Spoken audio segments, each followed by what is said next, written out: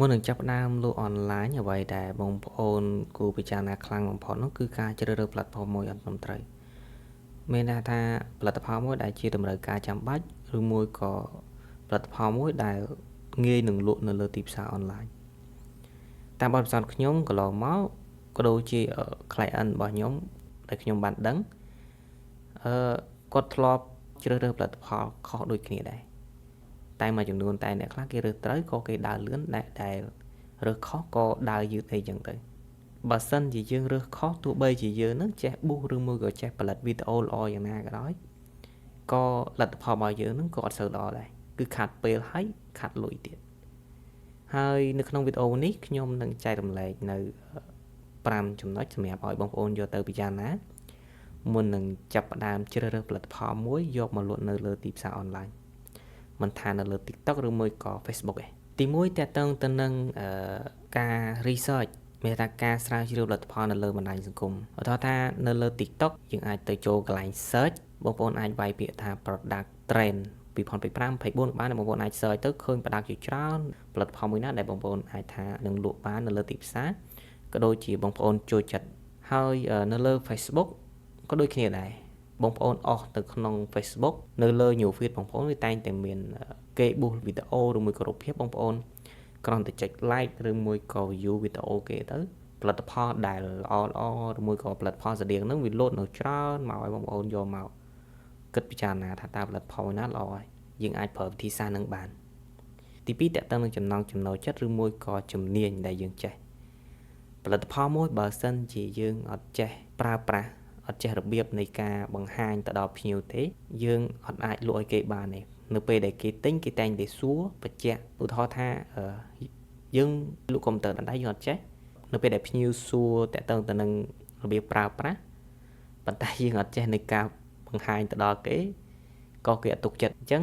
ជំនាញគឺជារឿងមួយដែលសំខាន់ក្នុងការលក់នៅលើអនឡាញផងដែរព្រោះយើងនឹងធ្វើវីដេអូទៅយើងបង្ហាញគេទុកចិត្តយើងតាមនឹងដែរហើយចំណុចទី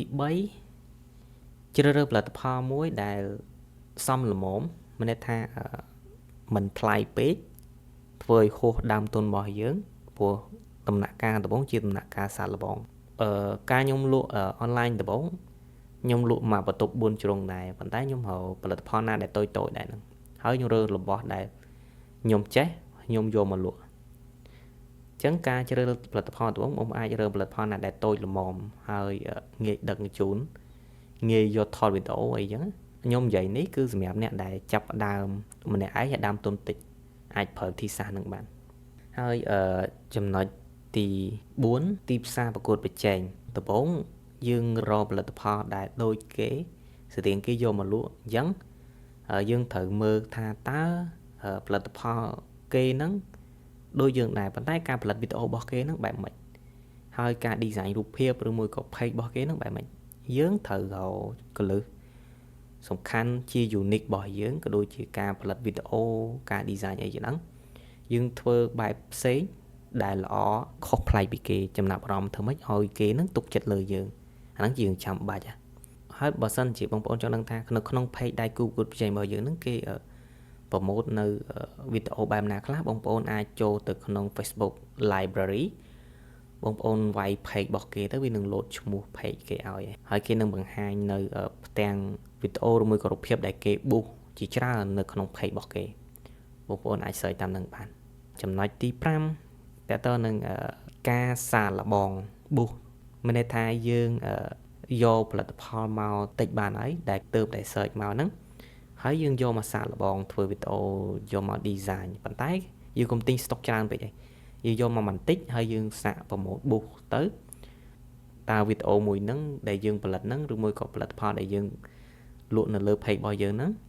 អាចនឹងមានអ្នកចាប់អារម្មណ៍ច្រើនអត់អញ្ចឹងយើងអាចគិតទៅថាតើវាបានផលអត់ដល់ថាយើងតេស្តទៅតាមពីទឹកចុះនៅលើ online យើងងាយនឹង